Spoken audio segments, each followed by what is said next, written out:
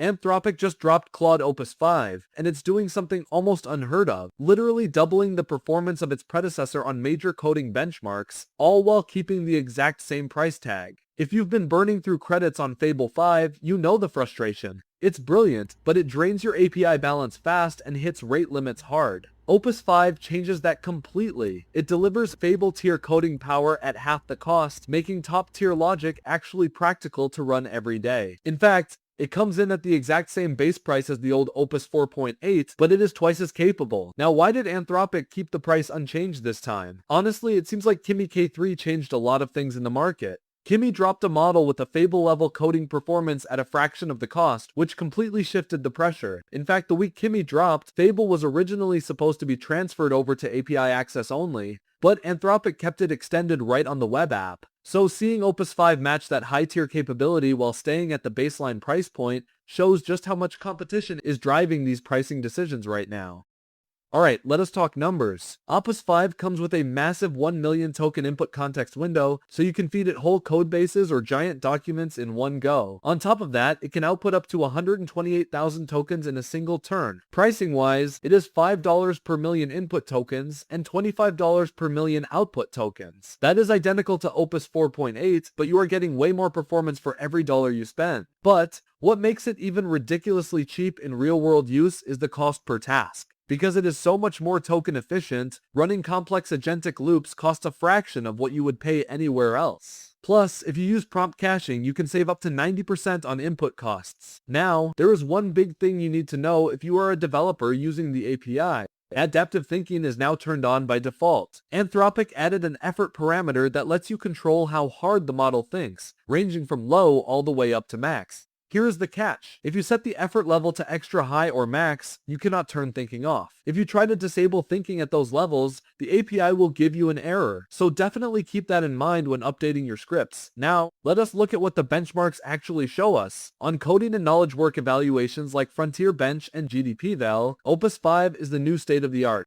On FrontierBench for agentic terminal coding, Opus 5 hit 43.3%, beating Fable 5 at 33.7%, GPT-5.6 Sol at 34.4%, and absolutely blowing Opus 4.8 out of the water, which was way down at 21.1%. On GDPval for knowledge work, it scored 1861, putting it well clear of Fable 5 and GPT-5.6 Sol. On OSWorld 2.0 for desktop computer use, it completely dominates, scoring 70.6% compared to Fable 5 at 66.1%, and GPT 5.6 Sol at 62.6%, all while running at a fraction of the cost per task. On AutomationBench for real-world business workflows, Opus 5 jumped to 26%. For context, Fable 5, Opus 4.8, and GPT 5.6 Sol were all stuck down around 17 to 18%. On CursorBench 3.2, Opus 5 lands within 0.5% of Fable 5's peak score at maximum effort, but it does it at less than half the cost per task.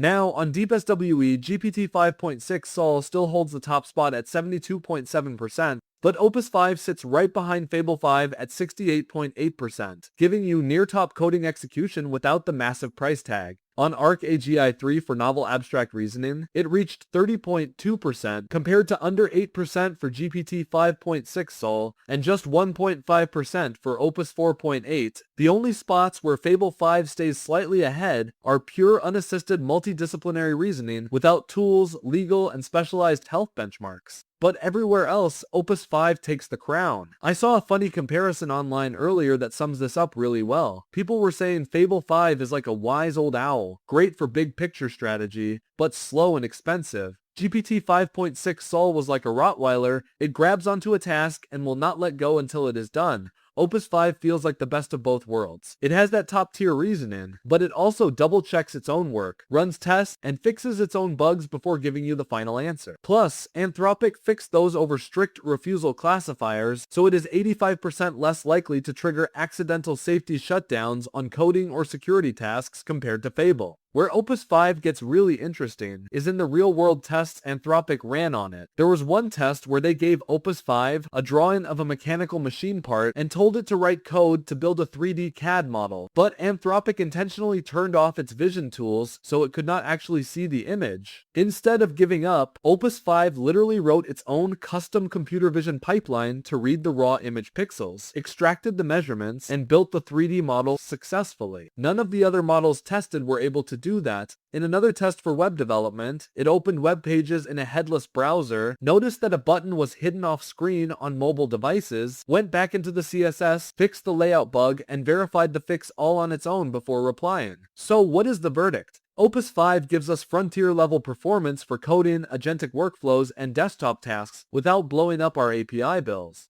It is available starting today on Claude Max, the Claude API, GitHub Copilot, AWS Bedrock, Google Cloud, and Azure. If you've been using Opus 4.8, you don't have to change anything. Opus 5 is default now. That's the full picture on Opus 5. If you've tried it today, let me know in the comments how it's feeling in your setup compared to Fable or GPT. Hit that like button if you found this breakdown helpful. Subscribe for more AI news and updates, and I will catch you in the next one.